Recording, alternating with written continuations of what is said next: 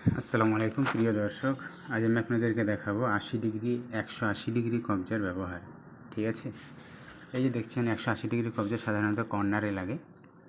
এই যে কর্নারটা দেখছেন, এখানে কোনো একটা জিনিস তো বার করতে অসুবিধা হবে। এই যে এতটুকু ক্লিয়ার, এই জন্য এতটা খুলতে হবে, পুরো খুলে দিতে হবে। 90 ডিগ্রি কবজা গেলে এত সাধারণত এই পর্যন্ত, স্বাভাবিক কবজা এই পর্যন্ত আসে। 180 ডিগ্রি মানে এখানে এই কবজাটা এতটা চলে যাবে, মানে ডবল 90 180 ডিগ্রি। এই কবজা চেহারাটা দেখে নেন, এই যে এরকম চেহারা, এর দেখতে এরকম 180 ডিগ্রি কবজা। ঠিক আছে, এই কবজার নিয়ম হলো কবজা লাগিয়ে পাল্লাকে এরকম করে কবজাটাকে মানে ঝোলাতে হবে। এটা হলো এই কবজা ঝোলানোর নিয়ম। অন্য কবজাগুলো যেরকম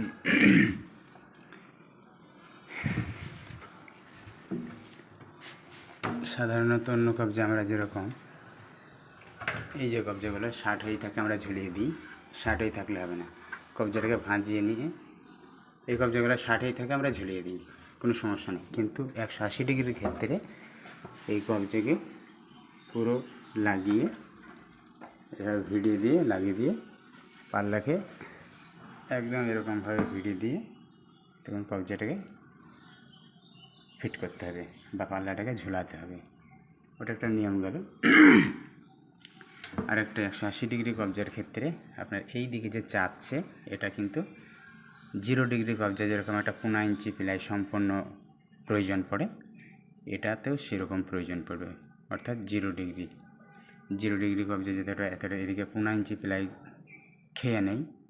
ঠিক আছে, এখানে যে এই যে প্লাইটা খাচ্ছে, এই যে প্লাইটা আছে এখানে দেখুন, এটা 15 ইঞ্চি প্লাই আছে।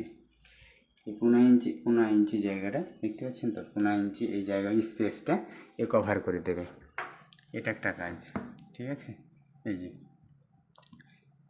অর্থাৎ 0 ডিগ্রি কবজা হিসেবে 0 ডিগ্রি কবজার যেরকমভাবে পাল্লা মানাই ওরকমভাবে পাল্লা মানাতে হবে, এই একটা কাজ।